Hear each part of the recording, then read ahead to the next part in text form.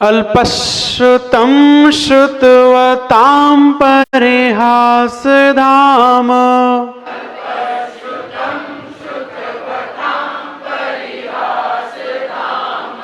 अल्पश्रुतं श्रुतवतां परिहासधाम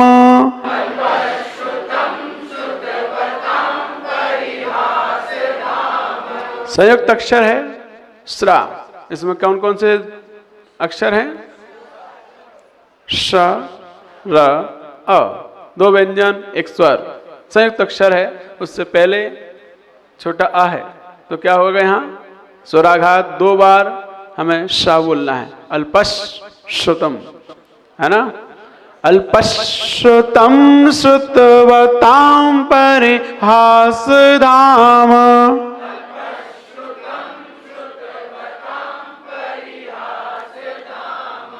तद्भक्तिरेव मुखरी कुरुते वलान्माम्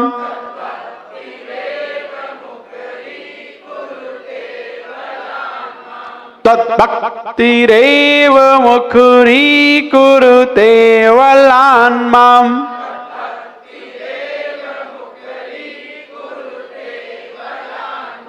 यत्कोकिलः किलमधौ मधुरं विरौति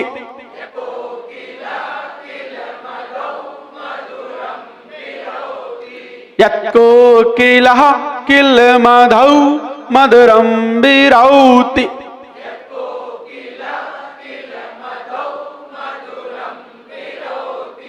विरोति नहीं, विरौति, औ की मात्रा। जैसे आप लोग औरत की औरत क्या बोलते हो? औरत बोलते हो, तो गलत है। सही शब्द है औरत। उर्दू में जब लिखता है ना कोई, तो कैसे लिखते हैं? आ लिखते हैं छोटा आ, ऊ लिखते हैं उसके आगे छोटा ऊ, रा और ता। अब पढ़ो, क्या पढ़ेंगे? औरत। हाँ, ऐसे ही यहां बोलना है औरत, ठीक है ना? तो यहां औरत नहीं बोलना, विरौति, ठीक?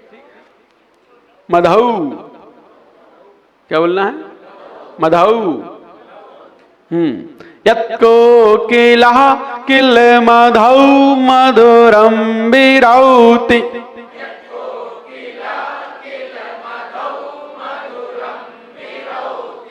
तच्चाम्रचारुकलिका निकरैक हेतु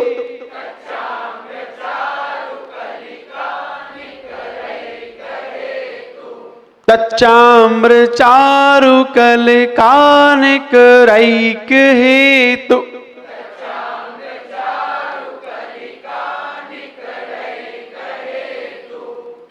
हेतु नहीं, हेतु। हे को लंबा खींच दो, तू अपने आप छोटा हो जाएगा, है ना? तच्चाम्रचारुकलिका निकरैक हेतु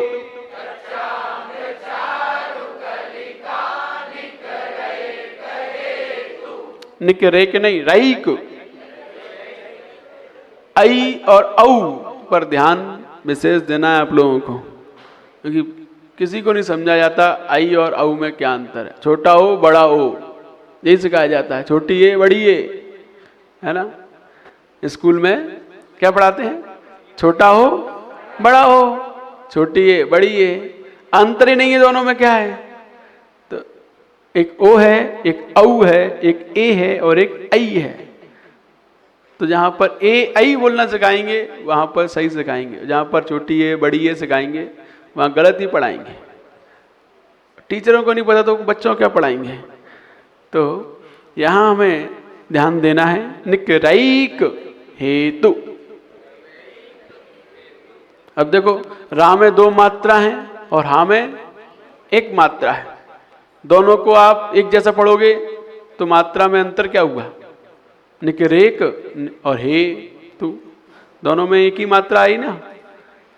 अब दो मात्रा में फिर अंतर कहां से लाओगे? तो वो ऐ है ना? ये ध्यान रखना। धाम, माँ पूरा बोलना है, धाम नहीं। धाम बोलेंगे तो ओठ चुपके रहेंगे, माँ आधा रह जाएगा। धाम, ओठ खुल जाने चाहिए माँ बोलने के बाद, तो माँ पूरा है ना? हाँ, क्लियर? आइए इसका फल देखते हैं।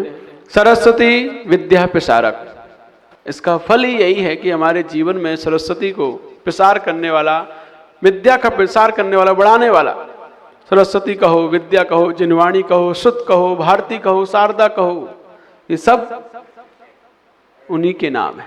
किसके? सरस्वती के, जिनवाणी के नाम है। हमारे आगम में जिनवाणी के 16 नाम मिलते हैं सरस्वती स्तोत्र में। प्रथम भारती नाम, द्वितीयम च सरस्वती, तृतीयम शारदा देवी, चतुर्थम हंसगामिनी, पंचम विदुषाम माता, षष्टम भागीश्वरी तथा कुमारी, सप्तम प्रोक्तम, अष्टम ब्रह्मचारिणी, नवम च जगन माता, दसवम ब्रह्मणी तथा एकादशम तो ब्रह्माणी, द्वादशम वरदा भवेत। तो ये बहुत 16 नाम है उसके। तो इस प्रकार हम जब इस सरस्वती स्तोत्र को, जिनवाणी के 16 नाम को रोज पढ़ते हैं, रोज उन नामों से उसकी आराधना करते हैं, तो हमारे जीवन में ज्ञान की वृद्धि होती हुई होती है। क्योंकि जिससे हमें ज्ञान चाहिए उसकी आराधना आवश्यक है, अन्यथा ज्ञान किससे मिलेगा? जिसके पास है वही दे पाएगा। जिसके पास जो होता है वो वही देता है। कहते ना, मूर्ख से मूर्ख मिले, ज्ञानी से ज्ञानी मिले, होए ज्ञान की बात, और मूर्ख से मूर्ख मिले, क्या घूसा कहलात। तो वहां ये बातें होती। तो मूर्ख ऐसी बातें करते हैं, लड़ाई झगड़े की बातें होती हैं, और ज्ञानी ज्ञान की बात करते हैं। तो जिसके पास जो होता है वो वही देता है। इसीलिए ये हमें समझना है कि हमें किसकी आराधना करनी है और किससे क्या लेना है। तो जैन भगवान के पास संपूर्ण ज्ञान है, केवल ज्ञान है, और जो उनकी भक्ति करता है, जो उनकी आराधना करता है, वो ज्ञानी अवश्य बनता है। इसीलिए हमें रोज बच्चों, यदि ज्ञानी बनना है आप सबको, तो रोज मंदिर आना आवश्यक है। क्योंकि जिसके पास ज्ञान होता है उसका आशीर्वाद लेकर जब हम स्कूल जाते हैं तब हमारा ज्ञान बढ़ता हुआ होता है। क्योंकि बिना आशीष से ये सेल्स चार्ज नहीं होते। हमारे दिमाग में कितने सेल्स हैं पता है आप लोगों को? कितने सेल्स हैं अपने दिमाग में? सेल्स माने कोशिकाएं हमारे मस्तिष्क में। तो हमारे पुरुषों के मस्तिष्क में 23 अरब सेल्स हैं। कितने? 23 अरब, 23 बिलियन, 23 अरब सेल्स हैं। और महिलाओं में 19 अरब सेल्स हैं। कितने? 19 अरब सेल्स। 4 अरब कम है। सुनो सुनो सुनो, हंसो मत। 19 अरब सेल्स उनके पाए जाते हैं, लेकिन जो जितना ज्यादा उन सेल्स को चार्ज कर लेता है वही समझदार कहलाता है ना? आजकल की लड़कियां जो हैं वो पढ़ाई पर फोकस कर रही हैं, अपने सेल्स को चार्ज कर रही हैं, तो अब आगे निकल रही, मिनट में आ रही हैं। लड़के लोग उद्यम में, खेल कूद में ज्यादा दिमाग लगा रहे हैं, तो पढ़ाई में पीछे होते जा रहे हैं। पहले का समय था कि जब टॉपर पे किसी का नाम होता था तो लड़के का ही होता था। यदि यूपी में टॉप कौन आया, महाराष्ट्र में टॉप किसने किया 10th में 12th में, तो वहां टॉप पे नाम हमेशा लड़कों का ही होता था। लेकिन अब लड़के लोग बिगड़ते जा रहे हैं, लड़कियां आगे बढ़ती जा रही हैं, तो लड़कियों का नाम अब टॉप पर आने लगा है। तो जो जितने ज्यादा सेल्स चार्ज करता जाएगा वो उतना ही आगे बढ़ता जाएगा। सेल्स ज्यादा होने से कुछ नहीं होगा, चार्ज करना पड़ता है। ये डिस्चार्ज हैं 23 अरब सेल्स, जिसके जितने ज्यादा डिस्चार्ज होते हैं उसको ही उतना ज्यादा मंद बुद्धि कहा जाता है, और जो जितना ज्यादा चार्ज कर लेता है वही उतना ज्यादा शार्पनेस वाला, बुद्धिमान, इंटेलिजेंट बालक कहा जाता है।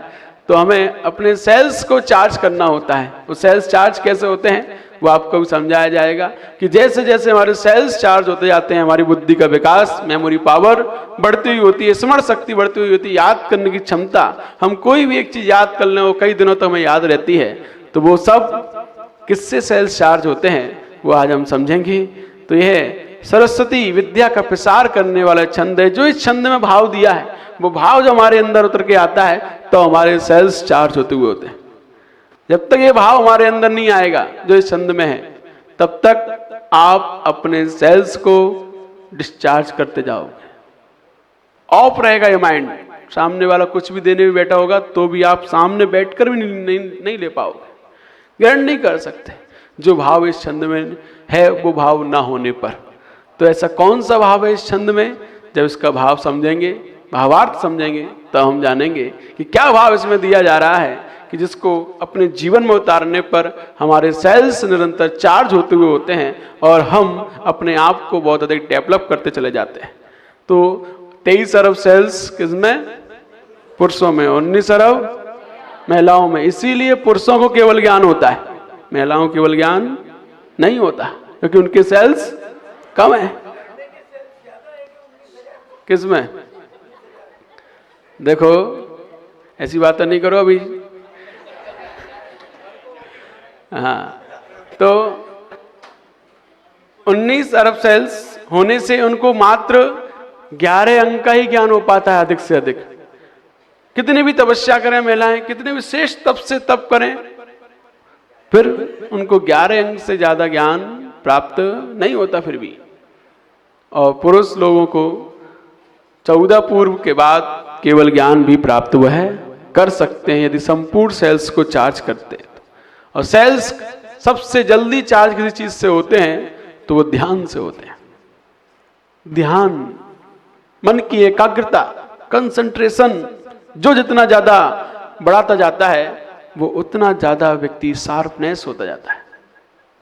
तो हमें अपने जीवन में सुबह से उठकर रोज 5 मिनट ध्यान जरूर करना चाहिए। जो बच्चे, जो लोग सुबह से उठकर ध्यान करते हैं वह भूलते नहीं है। बहुत से लोग कहते हैं हमने पहले पढ़ा था, भूल गए, अब कुछ नहीं याद है ना? तो कारण क्या रहा? क्योंकि इन्होंने अपनी ऊर्जा को सब वेस्ट किया। ऊर्जा को कलेक्ट करना पड़ता है और सबसे श्रेष्ठ ऊर्जा, एनर्जी कब बह रही होती है?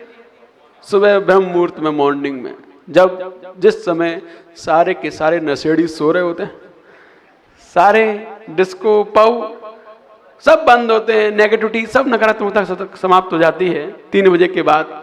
उसके बाद उस समय रिद्धिधारी मुनराज और अन्य मुनराज ध्यान कर रहे होते हैं, सामायिक कर रहे होते हैं, उनकी वर्गणाएं पूरे जगत में फैल रही होती हैं। प्योर एनर्जी होती है उस समय, बहुत एक क्वालिटी की। तो और उस समय तीर्थंकर की दिव्य ध्वनि भी खिरती है ब्रह्म मुहूर्त में, संधि काल में। तो हम ये सारी चीजें जब हमें प्राप्त होती हैं, उस समय जब हम ध्यान लगाते हैं तो हमारे सेल्स उस ऊर्जा को, उस एनर्जी को ग्रहण करते हैं और डेवलप होते हैं, चार्ज होते हैं। तो इसीलिए सुबह से उठकर हमें जरूर ध्यान लगाने का प्रयास करना चाहिए। भले ही 5 मिनट लगाओ, लेकिन लगाओ जरूर, यदि अपनी बुद्धि को तेज करना है तो, है ना? बुद्धि को तेज करना है, शार्प करना है। तो एक बार एक कैंची पर धार लगाने वाला गली में गुजर रहा था और वो कह रहा था धार लगवा लो, धार लगवा लो, कैंची पर धार लगवा लो, तेज करा लो, कैंची तेज करा लो। तो एक महिला ऊपर से खिड़की से बोली, भैया रुको। बोलो क्या है? कैंची पे धार लगाते हो? बोले हाँ, कैंची पे धार लगाते हैं। तो दिमाग पर भी लगाते हो क्या, वो भी तेज हो जाए? तो हाँ, उस पर भी लगाते हैं, लेकिन हो तो यदि हो तो उस पर भी लगा लेते हैं। तो सोचिए दिमाग को तेज कैसे करना है। वो कैंची पे धार लगा से दिमाग तेज नहीं होता। दिमाग तेज अच्छे विचारों से, पॉजिटिव थिंकिंग से और ध्यान लगाने से होता है। और भी बहुत सारी चीजें हैं जो अभी आपको बताई जाएंगी। आइए इसका फल, उसकी जाप देखते हैं। ओम ह्रीं अरम नमो कोटि बुद्धिनम,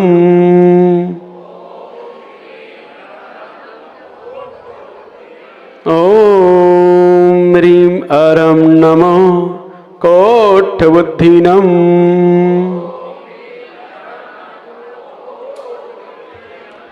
ऐसे रिद्धिधारी मुनराज जिन्हें कोष्ठ रिद्धि बुद्धि प्राप्त है। कौन सी? कोष्ठ रिद्धि बुद्धि। ये कोष्ठ बुद्धि किसे कहते हैं? कोष्ठ माने होता है कोतली, है ना? कोतली देती जैसे गांव में होती है कि आप अनाज स्टोर करके रखते हो, जिसमें क्या बोलते हो उसे? हैं? कोई कोठा, कोई कोठरी, कोई कोथली, अलग अलग जगह अलग अलग नाम है। तो उसी को यहां पर शुद्ध हिंदी में कोष्ठ बोलते हैं। तो जो कोठे में अपन अनाज भर के रख देते हैं और जब जरूरत पड़ती है तब उसमें से नीचे से निकाल लेते हैं और ऊपर से भरते हैं। जब जरूरत पड़ी तो नीचे से निकाल कर उनका उपयोग करके अपन अपने जीवन में उनका निरंतर भक्षण करते रहते, खाते रहते हैं। तो ये उसी प्रकार का ज्ञान है कि जीवन काल में इन्होंने एक बार पढ़ा किसी भी चीज को और एक बार पढ़ने के बाद उसको स्टोर करके रख दिया, बस स्टोर करके रख दिया। अब तुमने 1 साल बाद, 10 साल बाद, 50 साल, 1000 साल बाद जब भी पूछा तुरंत उस ज्ञान को वहां से निकालते हैं और सामने वाले के सामने रख देते हैं। ये ऐसा है। इससे कहते हैं कोट बुद्धि रिद्धि, कि कभी भी पढ़ा हो और आप जब पूछो तब उस ज्ञान का इस्तेमाल करने की क्षमता जिनके अंदर है, ये कोष्ठ बुद्धि कही जाती है। ये क्या है? याद करने के बाद उसको कभी ना भूलना, हमेशा वो याद रहे, कभी भी उसका विस्मरण ना हो, ये वो बुद्धि है। ऐसी रिद्धिधारी मुनराज है जी, जीवन काल में एक बार ही पढ़ते किसी भी चीज को, द्वारा नहीं पढ़ते। और तुम उनसे कभी भी पूछ लो, कितने साल बाद भी बीत जाएं, तुरंत उस चीज को, उसका एक शब्द सुनते हैं और पूरा बता देते हैं कि ये ऐसा ऐसा ऐसा है। वर्तमान में अकलंग स्वामी हुए, जो एक बार पढ़ने पर पूरा उन्हें याद हो जाता था, भूलते नहीं थे। तो वो उनकी बुद्धि का क्षोभशम श्रेष्ठ था कि एक बार पढ़ा फिर कभी भूलना ही नहीं, जिंदगी भर हमेशा याद रहे। ऐसी बुद्धि किससे प्राप्त होती है? लड़ने से? ऐसी बुद्धि प्राप्त होती है धारणा वर्णी कर्म के क्षोभशम से। ये धारणा वर्णी कर्म का क्षोभशम जब हमारे जीवन में आता है, तब हम उस धारणा को इतना स्ट्रांग बना पाते हैं कि कभी भूलते नहीं है।